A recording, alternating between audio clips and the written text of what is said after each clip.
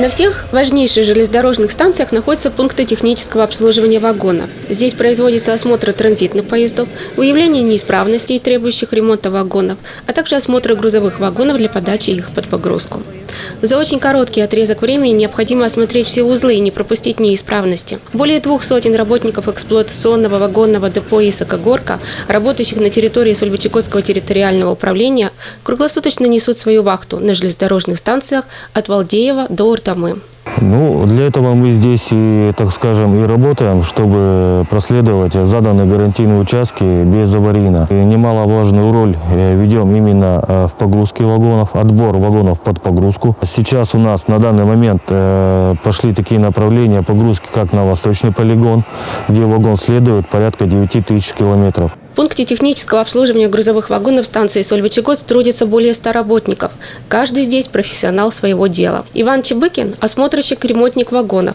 За плечами 20-летний трудовой стаж.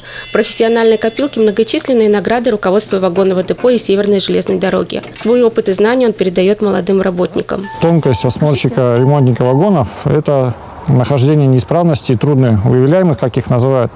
Это неисправность буксового узла по стуку, либо трещина, либо какие-то дефекты на колесе. Это по звону уже осмотрщик может определить. Если он более глухой и дребезжащий, то уже обращает внимание на трещину, ищет уже трещину. В любую погоду днем и ночью осмотрщики, ремонтники вагонов всегда на посту. 20 лет моей работы на службе в вагонном хозяйстве говорит о ее преданности и любви к этой работе. Руководство гордится уровнем мастерства своих специалистов. На ПТО существует у меня, так сказать, рейтинг среди работников. И что немаловажно, это он как бы приносит свои плоды, потому что люди у нас все заинтересованы быть лидерами.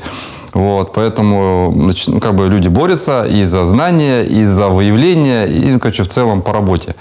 В каждый квартал у меня существует такая, так сказать, мера поощрения, что ли, не знаю, это разработанная лично. Получается переходной кубок смены.